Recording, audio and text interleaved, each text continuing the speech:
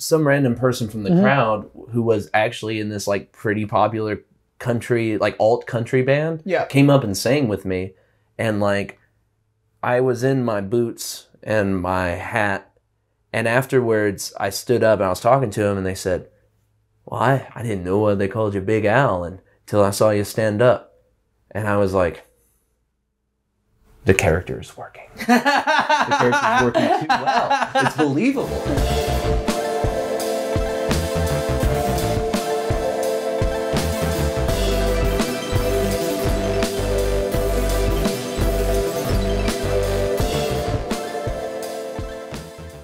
Hello, everybody. Welcome to another episode of PsychoActivision Presents. I'm your host, Peter Strickland, and we're excited to have another interview for you today. Before we get started, I wanted to ask that if you're watching on YouTube, please like this video, subscribe to our PsychoActivision YouTube channel. We've got a playlist with all of our interviews on there. We've got playlists with our visuals, music videos we've made, all sorts of content that you can peruse. Aside from that, you can follow us on Instagram and TikTok at PsychoActivision. For today's guest, I've got someone who I've actually been in a band with before, which I don't think we've done that on the podcast yet. It's pretty fun to have someone that you've actually been in the trenches with. And I'm excited to interview him today, Alex Wilkerson. It's nice to have you here, dude. I know you're, I know, I'm sorry. I do the clapping just because like, I try to give it a big intro and then, you know, there's this kind of anticlimactic, the whole thing, so. Yeah! I'm cheering for myself too. Thank you for having me. I'm glad to be here. Nice, yeah. You're here in town from Bisbee, Arizona, which is your new home place. Have you been enjoying that? Yeah, it's been really cool. It's you know, it's been like really eye-opening. Really felt a lot of like a real good opportunity for growth. Experienced a lot of things I don't think I would have if I had stayed in Birmingham. Not at all. Yeah, no, for sure. I mean, we're going to get into, sorry, I kind of jumped the gun on that. We're going to get into more about Bisbee and just kind of like the difference, you know, that you've experienced and all that. But first, I did want to give you the opportunity if you have anything you want to promote, like where people can find you on social media or music that you have out that you want people to listen to. Yes. If you go to the internet at a Spotify or whatever, Alex Wilkerson, my newest release, Up From Here. You're going to want to listen to Psychic Vampire. You're going to want to listen to Shit Coffee. You're going to want to listen to the other songs that are on there that I definitely remember the names of. And keep on the lookout because I'm going to be putting out some other stuff next year. Awesome. Are you already recording that stuff or are you planning the recording process? Planning the recording process. Gotcha. I mean, honestly, that is really important. Writing is something that you do, you know, like by yourself most of the time, or a lot of times, I guess in your case, you do a lot of writing by yourself, but at the actual, like getting the, you know, people together and all of the studio or wherever, you know, you're going to record, sometimes that's even harder than the actual like process of recording is like the logistical stuff of, but in the past, you've had the advantage, I guess, of working with friends because Josh Jackson helped you make Up From Here, right? Yeah, Josh, I recorded it with Josh at his house in his apartment. Nice. Yeah. It was great. It was you know, he's a really good dude. I absolutely, I mean, he was my roommate for, you know, 2 years and we were really close. He was one of those people that always had something wise to say about pretty much, I mean, it didn't have to be like, you know, groundbreaking advice or anything, but I always knew that like if I spoke to Josh about like whatever kind of issue I was having, whether it was like a creative issue or like a life issue, he would have some perspective that I had not really thought of before. So yeah, no, well, and he also helped us record whenever we were in WILK together. Yeah. He helped us record those demos, which I actually just revisited those recently, and dude, it was fun just because like, well, first my mind immediately went to the live experience because we played a lot more live shows than we did recording. So like, I thought about, you know, all the times at Avondale. I thought about all the times at just like house parties, and it's kind of crazy to put myself back in the shoes of like where we were back then because we were just kind of like, I don't know how else to put it. like the possibilities were kind of endless. Yeah. And we were fucking around, we were having fun, and we weren't like taking it too seriously, you know, like that was so much fun. No expectation. You know? Yeah. I mentioned it in the podcast I did with Jesse. It was like those parties, I mean, just 6 bands just playing for free. And it was just 2 rip. It was only 2 rip. Oh yeah. Well, I mean, and it was, looking back on it, there's a lot of things I wish that I'd done at the, like for those parties. Like, these days, for example, I'm really into, lighting and like visual aspects. And I know back then we didn't have the resources for this really because it's like expensive, but like if I could go back, I would buy a cheap projector in college and then like do projection visuals or like, you know, play, you know, funky video stuff like while we're playing shows. Cause dude, it would have enhanced the experience so much just to have a visual component back then, but we just didn't think that way because we were like, well, that's gonna be more for us to lug. We just want to go there and have a fun time and party and, you know. One of my favorite memories of one of those shows, I don't think Reed could be with us. Reed played bass. And I remember it's just me and you at this, and they had like a projector. And at first I gave them the 1984 Transformers movie to play. Yeah. But it didn't work for whatever reason. So then I just told them like, just look up a Jimmy Buffett live video and put it on in the background. And so the whole night we played and we were just, you know, 2-piece like hard rock. Why do I not remember this? Like, I mean, we did, I guess we did drink a lot of those shows back then. Like, I don't know, but whatever. Well, I remember like, it was just so funny to like, I remember I kept like turning around and just like worshiping Jimmy Buffett. Like I was like, and I love, one of my favorite memories. Dude, that's really fun. I mean, some of those house shows, did you ever do this were you ever in multiple bands that played like at the same party or something like that? Because I had that happen a couple times and I was like, it was sometimes exhausting because you might be in like the 2nd and the 5th band of the night. And then by the end of your second set, you're just like, I just want to go home. Yeah. You know? And even some of those Avondale shows, as fun as it was like, it was a little nerve-wracking to have like your expensive musical equipment in this bar that wasn't set up for, you know, for shows. So like, I saw it happen several times where there'd be shows at Avondale where people start swaying or moshing or something, and then they run into a musician who could easily just, you know, fall over with their guitar or they fall into a drum set or something. So it's just kind of crazy. I mean, this is like the worry wart in me coming out right now, but I guess the worry wart. But I guess the worry wart. Yeah, I know, right? I think what I'm trying to say is back then, you know, when we were younger and everything, you don't really care about that as much because in the moment you're like, right, we just want to play the show. Like it was the coolest thing to be able to tell people like I'm playing a show at Avondale, you know, because that's really the only cool bar that plays like has original music played at like in Auburn. But well, and like, you know, I was talking to someone about just how we just had to put it together because like the scene in Auburn is so anti, you know, like original music or anti like, you know, it's just a drinking bar scene of like, you know, covers, you know, like it's amazing like just that we just found it and we just put it together because it was like a conglomerate of people deciding that they just wanted to hear some like original songs and just rip, you know, and like it wasn't about, you know, it's just so nice to have that here. And in hindsight, you know, it's so special to think about that it was even here, you know, and it still is somewhere. There's someone around here doing something like that. Oh, for sure. It's weird. You know,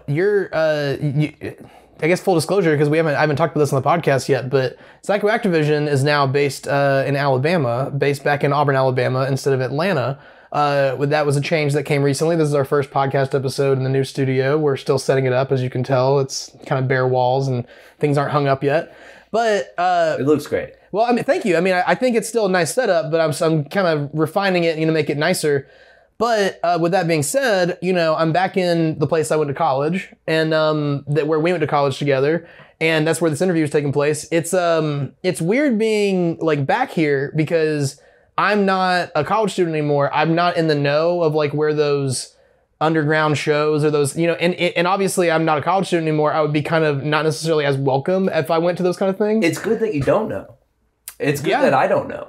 Yeah. Well, but I think here's what I was going to say is that this area, while it doesn't have, the kind of venues, the kind of shows or anything that like Birmingham, Atlanta, places like that have, what they do have is like the people that are here, like you were saying, that, are into good music or original music. They're pretty dedicated to it. It's not, like for example, Josh is a great example of just somebody who he's from Opelika. He doesn't strike me as someone who's like wanting, to get to a big city necessarily. He understands that in the modern world, you can live in a place like this and make great music. And it's, it's comfortable, it's cheaper. It's, I don't know, to compare it, you moved to Bisbee, Arizona, which is a pretty small place. Like, what do you know the population, or I'm just 5,000? I was about to say, I'm pretty sure it's pretty small, but it's interesting just because for you though, it seems that like the fact that Auburn is not like a big bustling city was not the problem. It was that you were like, it's the culture and the people, or the lack of culture. So am I kind of reading that right? Or well, or I guess from like Birmingham as well, because that's a bigger city, but you moved from there to a small place, I guess, looking for something more unique. Is that correct? Or yeah, I guess to some extent. I think that that's a lot to unpack. Sorry, I gave you a lot in that one question. I guess it's like it's not really about the culture. I think a big value of Bisbee and a reason that I'm there is that there's so many different types of people who have been everywhere, and they all have stories from everywhere. I think anyone gains value from moving away. Yeah. But I also think that like the Birmingham music scene is like really cool, and I think it was really cool then. And like going to Bisbee, I guess just felt like some higher guided thing that I didn't really have like a full plan or but it just drew me in. Mm-hmm. And a lot of people that moved to Bisbee have similar stories about Bisbee drawing them in. And sometimes they're as simple as my car broke down here, and other times they're as complex as, this band, me and my band were passing through here and like stayed on top of the mountain, and like, just like there's like, I mean, for example, I was talking about how I'm probably not going to go anymore, but my intention was to go to Japan in September. Mm-hmm. I don't know if I mentioned that to you. No, I don't think you've mentioned it yet. But they're not opening their borders yet. So I can't actually go. So I'm going to have to like push it back. Mm-hmm. But I know a guy in Bisbee who knows people in Tokyo to get me shows in Tokyo. Wow. And like, how does that happen in a town of 5,000 people, Yeah. Well, I mean, it like you said, I've heard people talk about it on podcasts even, because I mentioned this to you in a conversation a few months ago, but I listen to a lot of comedy podcasts, and a lot of people talk about Doug Stanhope, and he's like the one, Bisbee's unofficial mayor. Well, I mean, he's like, I've heard him talk about even like Bisbee, and he doesn't even fully understand, like you kind of said, like why. He's like, it just had like some kind of mystical quality, or had some kind of thing that he was yearning for, that he maybe didn't even realize that he was looking for. And I do think I've gained a lot just from being in a place that small and remote. There's a certain level of appreciation for things. I mean, I'll say like I never appreciated the nature here until I left. Yeah. And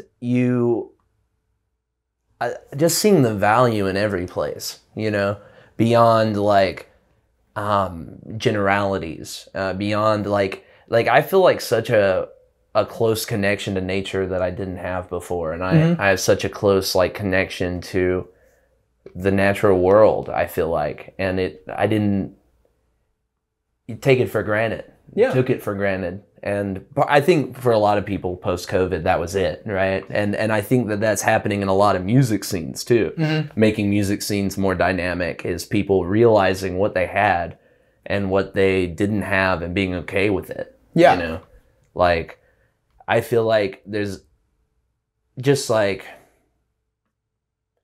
I didn't have a washer or a dryer for a while. I remember you telling me that. Yeah. Yeah. And like, and you know, like, I don't know, like, the nearest Walmart is 20 miles away. You know, there is a local grocery store there and it's terrible.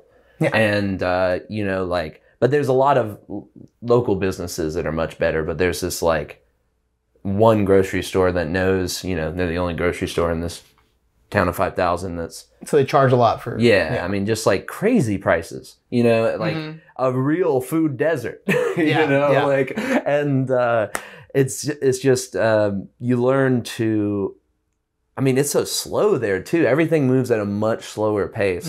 Like, I'm tired out being out here on the East Coast. It's like an East Coast vibe almost, but like, I know it's not, I know that all the West Coast isn't calm, but it's like this, like, you know, they call it Bisbee time. It's just, everyone's late. And there's like, there's no like true, like no one is ever, if you say 4, you're thinking 4:15, you know, like it's Bisbee time, That's you know? fun. And, yeah,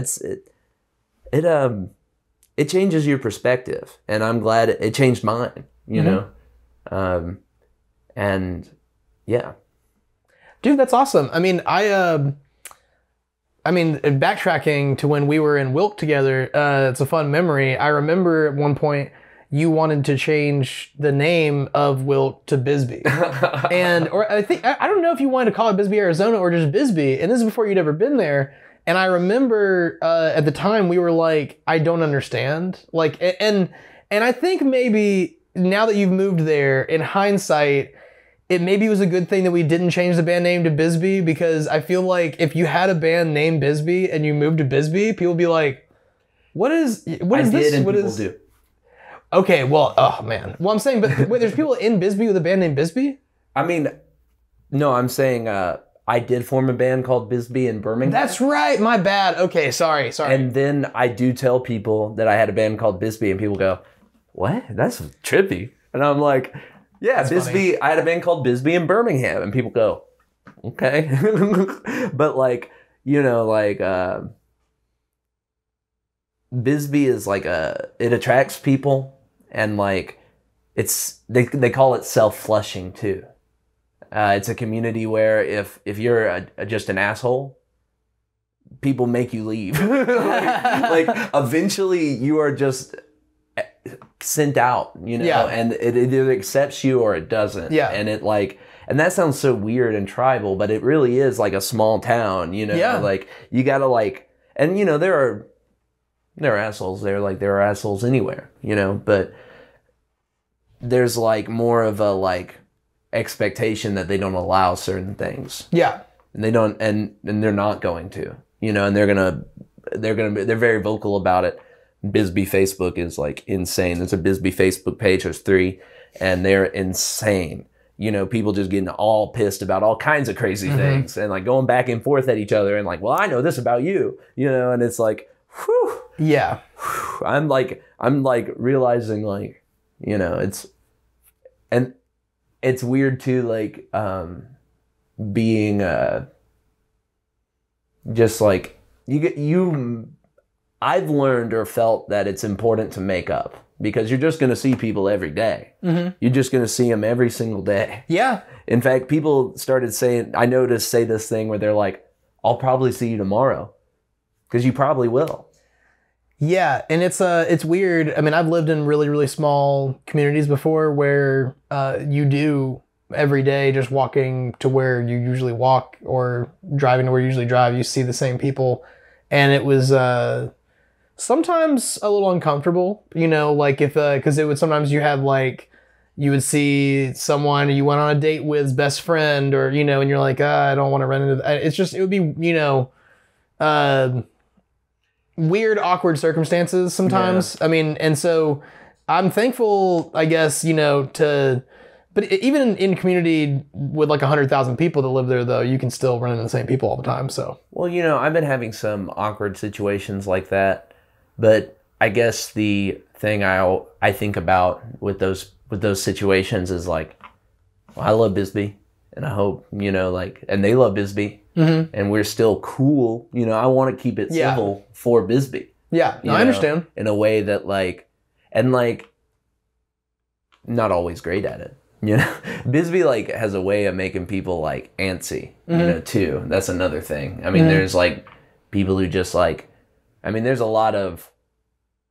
is a pretty good amount of like mental illness and like people who like just kind of lose it out there. And I don't know, like, I mean, I guess that's true anywhere, but I guess in a rural setting, it's like weird to see how direct it is and how like hard it is on people out there. I mean, sorry, go ahead. No, I was gonna say, do you think it has anything to do with like the desert setting? Like, So it was a mining town, and there's a pit that they dug into the ground, probably like a mile deep, maybe not a mile deep. But like, that'd be crazy. That'd be crazy. But there's this huge, it's a huge canyon thing. Yeah. It's called the Lavender Pit. They just dug it. I think that like to a certain extent, when you take nature like that and you take advantage of it, there's like an environment of uncertainty and like anxiety. Yeah, like, no, I understand. And there's also a lot of like, I mean, it was a copper mining, and they have a lot of turquoise. You know, they have a lot of these minerals that are very like conductive, and also a lot of ghosts. There's a lot of ghosts there. There's like a lot of ghost tours and stuff, and like there's ghosts in, ghosts. One time a tourist came up to me and they said, so are they real? And I said, are what real? And they said, the ghost. Do you think the ghosts are real? And I was like, am I just that's a weird thing too, is the tourism kind of brings out this like, you're like a character to some people. I've had so many people film me, and it will be like, usually when I'm playing music, but I've also just been walking around the street and people are like, you know, see me and like have me in the film. And I'm like, I'm just like a bit actor for your Bisbee trip, you know? But, and people treat it that way to some extent too. Like I know people like, I know a dude who, one time we're just out, standing outside of this restaurant, and some tourists walked by and he just started dancing real weird. You know, he just had a freaking dance all of a sudden. And I was like, what are you doing? It's just like a weird place. So there's gotta be some quirky people in there. You know? And that's weird. That brings out another energy that I don't really understand. Like the tourist that visits a remote desert town and is looking for ghosts. Yeah, that is strange. And it's pretty, it's pretty far south. I mean, because it's really close to the border. So it's interesting that they would go there. There's a lot of people obsessed with ghosts. That's like their whole thing. I want to get off Bisbee for a second and talk about, I kind of just want to talk about the music that you've made over the past couple years, and then maybe like what's coming next. I really like, WILK more or less was, cause, songwriting wise was mostly, but I guess what I'm saying is that's what I'm comparing it to is, like going from like WILK to, Up From Here. I really like just that I can see like a maturity, a growth there, not only lyrically, but in terms of,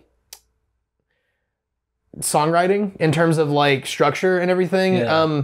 I would definitely say that my favorite song is probably Vacation. It's the one that gets stuck in my head the most.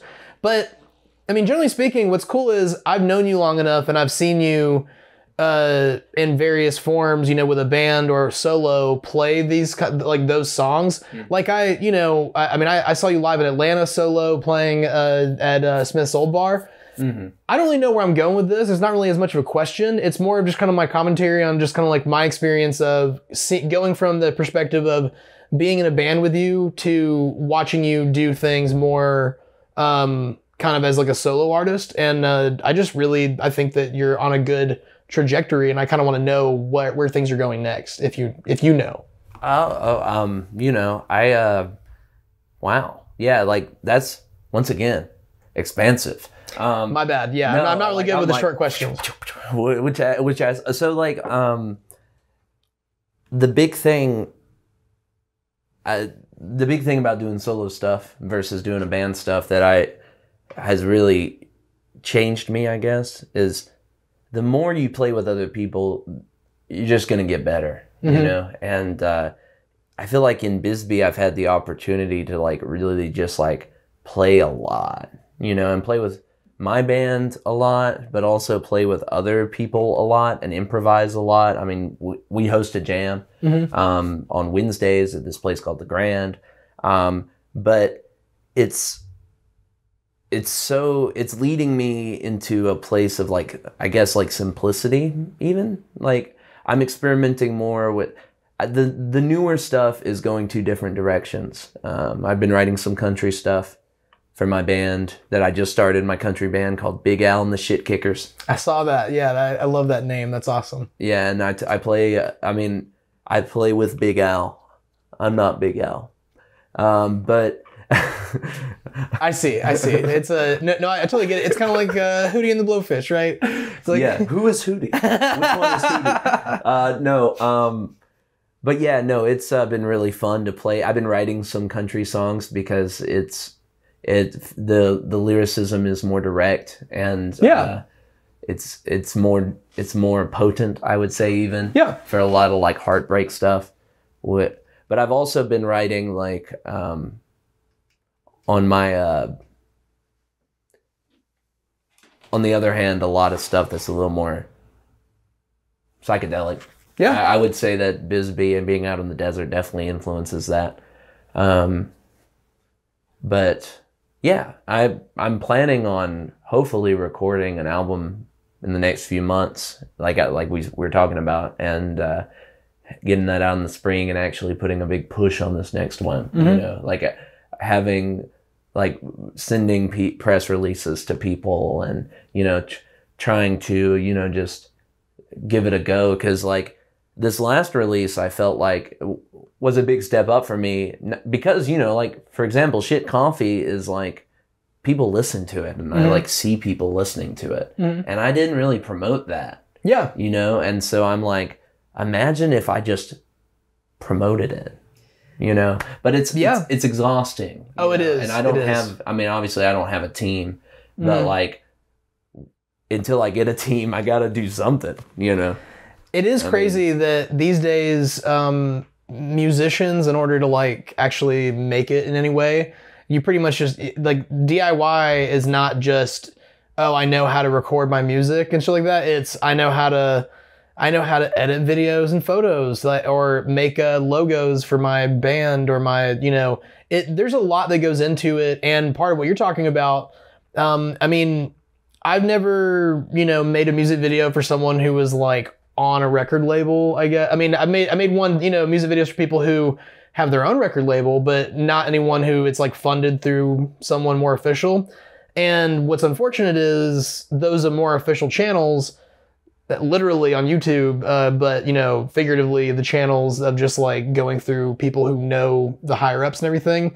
That's the only way that you're going to get, your music, I guess, kind of more heard is through press though. It really is just kind of like releasing, singles and having people do write-ups on them the day they're released, or releasing music videos and again having it it's just kind of it's really hard. It's a lot to have to do, but I respect people like you a lot that do it all. Yeah.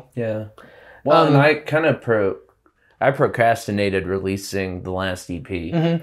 Like I got concerned about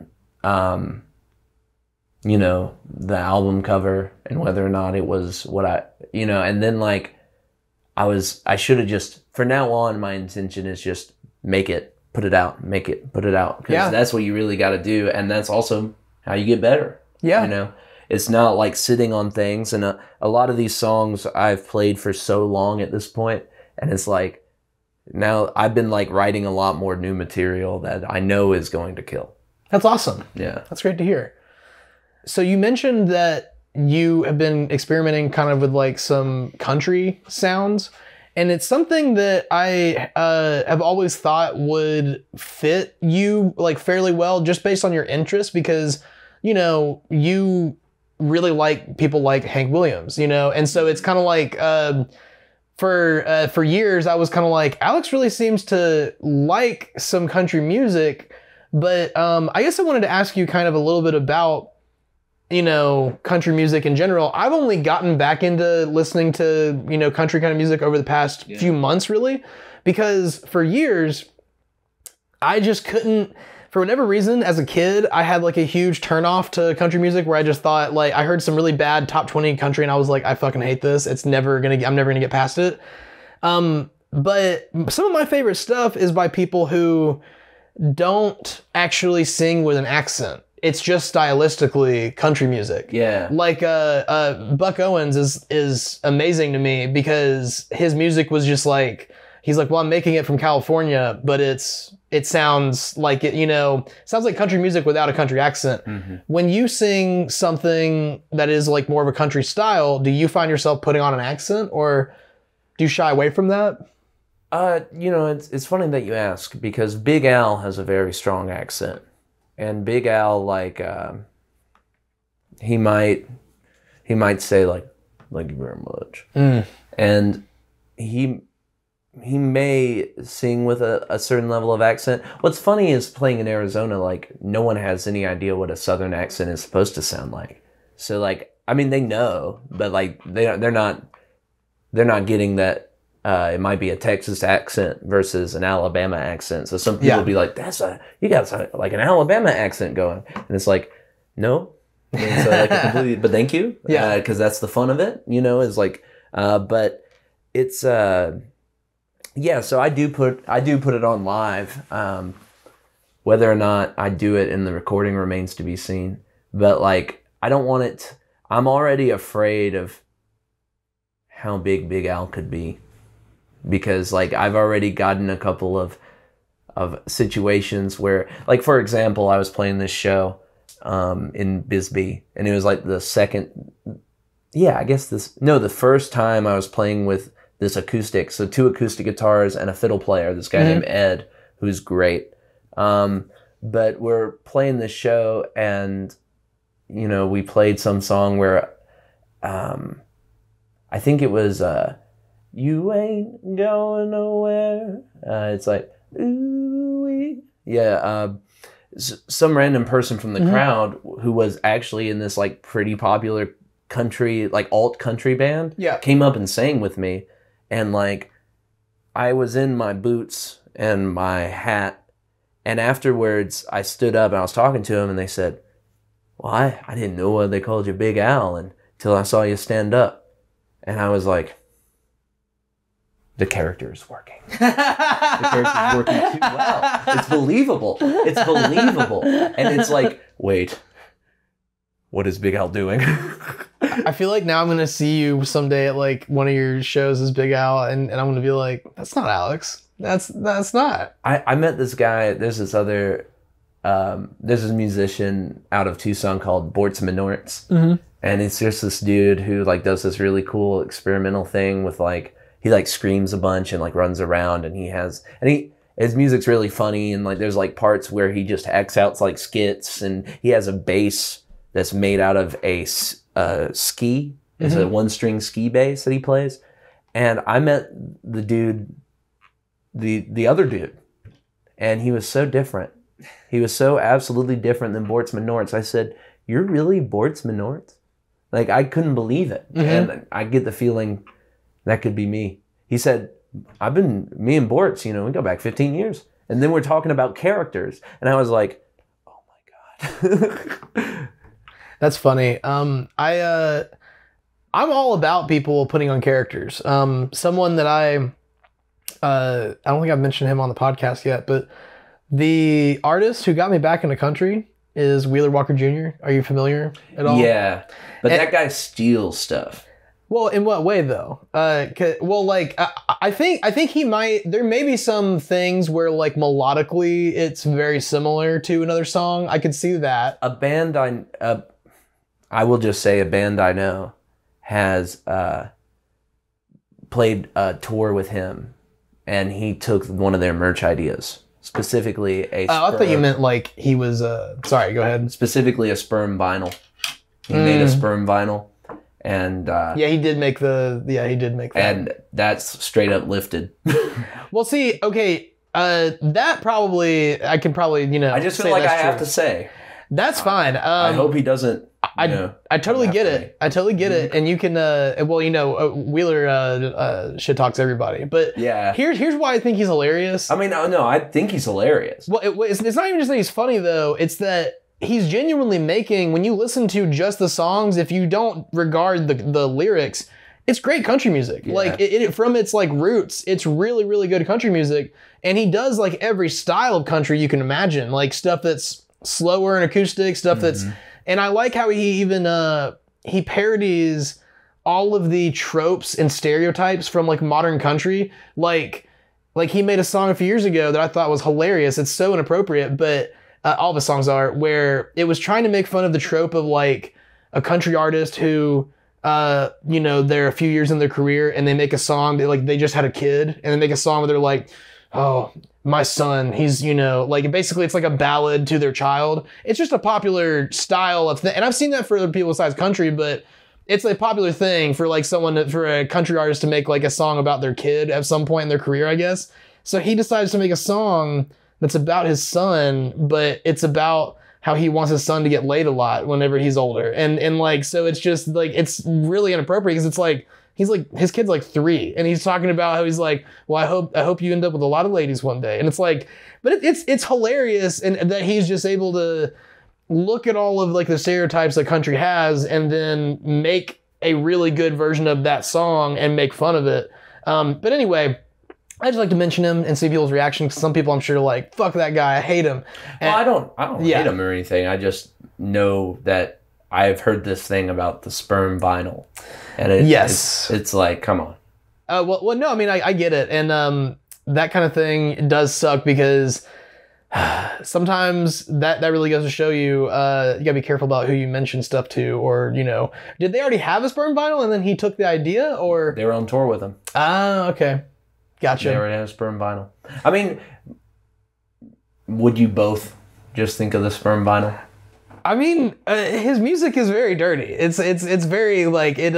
I'm not defending it. I'm saying I would not doubt it if, whatever. I mean, maybe he's got a team but from what I understand, though, well, I think on the same tour is suspicious. But like, here's what I have you. There's videos I love where he goes to like the Nashville, the Country Music Hall of Fame, and he'll protest because he's like, yeah, they have Florida Georgia Line in there. That's not real country. Like, he's like, this isn't a real country Hall of Fame. And stuff like that's hilarious because he's like, he's trying to make fun of, but either way, it does suck when like popular country ruins country for everyone else. Like, right. Because like the song I always go back to is, I remember sitting in a car with this family that my family was friends with growing up, and they were big country fans.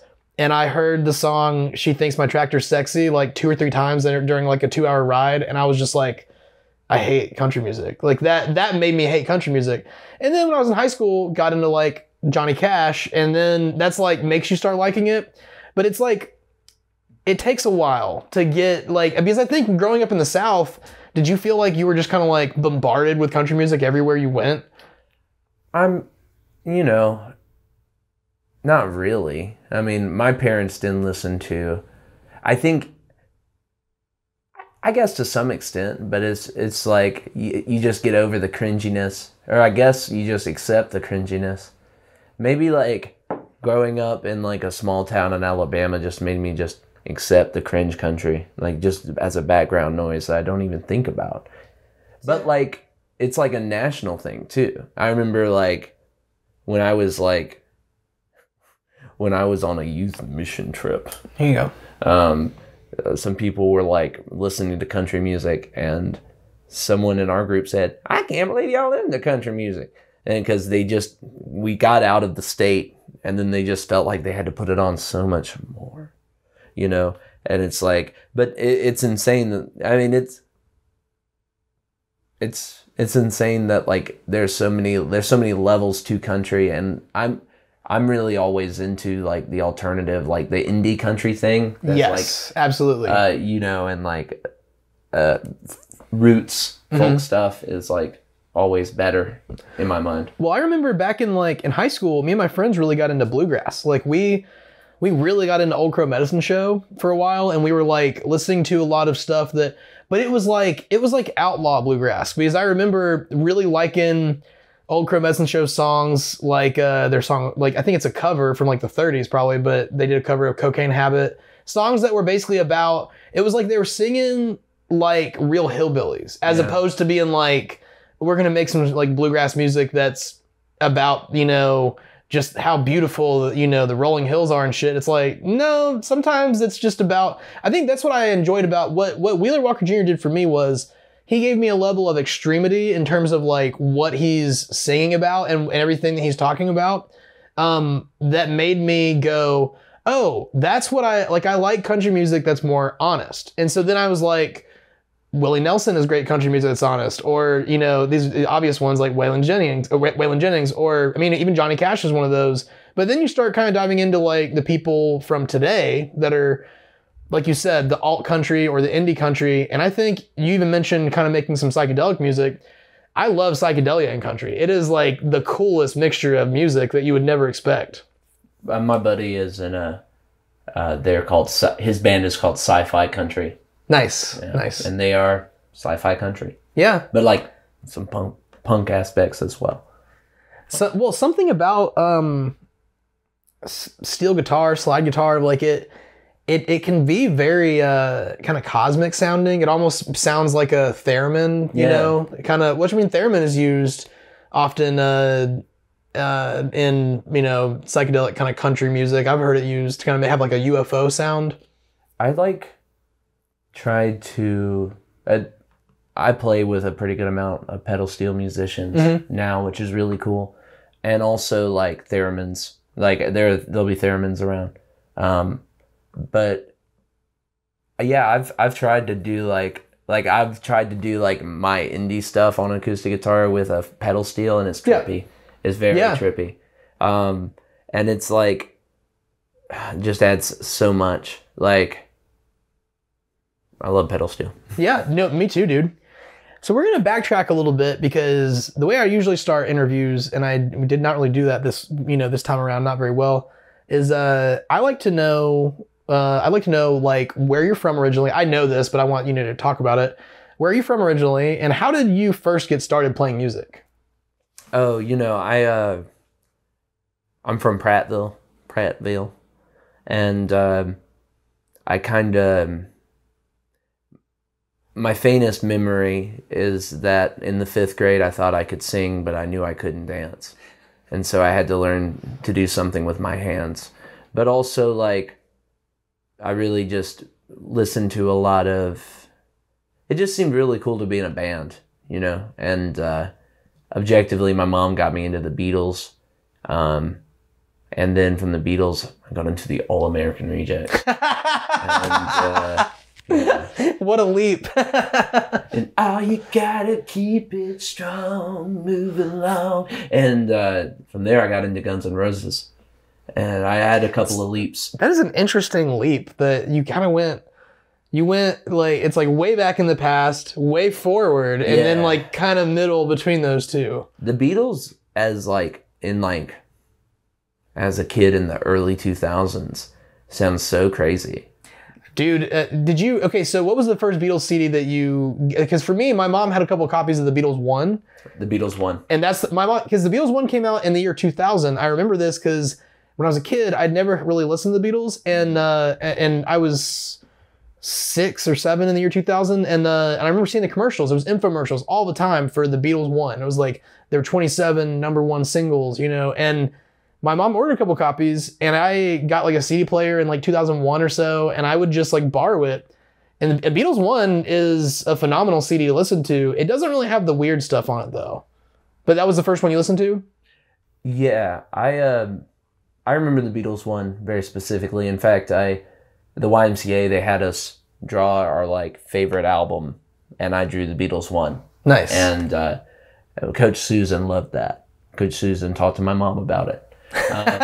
But shout out to Coach Susan. But yeah, and from just like something really cool about the idea of being in a band for sure. And like the Naked Brothers band, like seeing that on TV and being like, yeah, rock and roll, like fake TV. Right. But yeah, that's kind of where it started. And then like, I didn't really play anywhere in high school because there's no place I could play other than like the Mellow Mushroom, and the Mellow Mushroom was not great.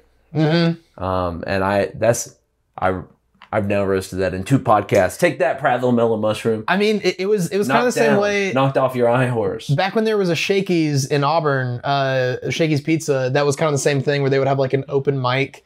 And I remember Shakey's. Yeah, and my brother, and his friends would sometimes play at the open mics, just because it's like, unless you're a college student like wanting to play music in Auburn or something, and then it's going to be like acoustic. It was still covers at this open mic, but in Auburn it's a little bit different.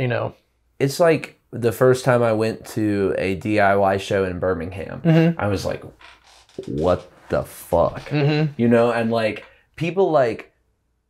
It's so cool that like scenes have that for like high school kids to go play in a band. Oh yeah.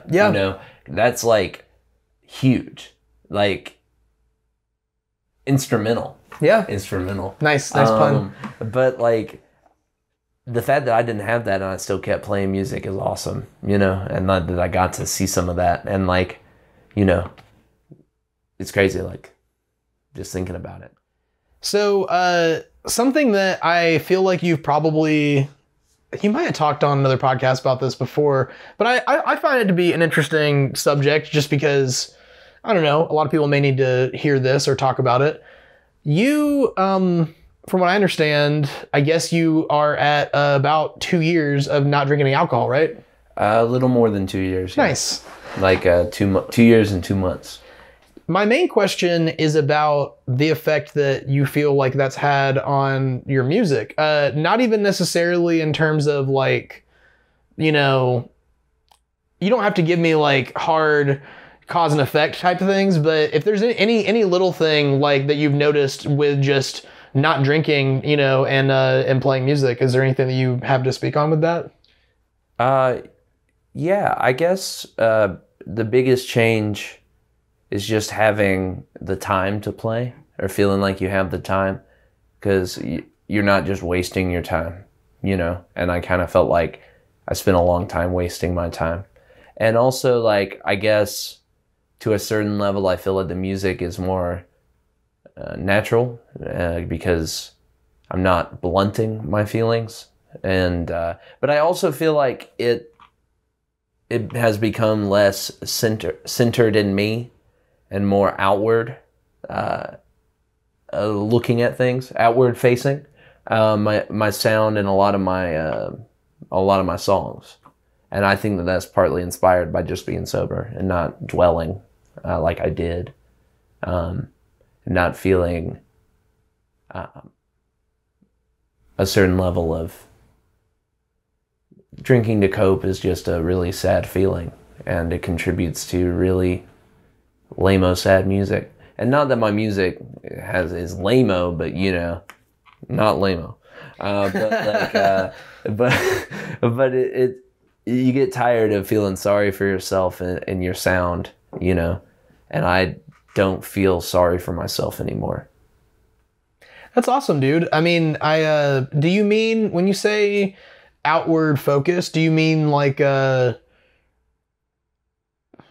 I don't feel like I'm just writing. I mean, I am writing about me, but I'm not writing about me either. I'm like addressing situations that are more common because I'm more in tune with my feelings in a way that I wasn't. Well, it sounds like too, just in general, from what you're telling me, alcohol, or at least you feel, in some way that it was making you less aware of others, or less, is that what I'm hearing, or is it? That's a certain aspect of it. A certain, I guess another level of that is not even about drinking. It's just about growing into like being self-aware, and I guess I've always been pretty self-aware, but getting to a point where you don't feel like you have to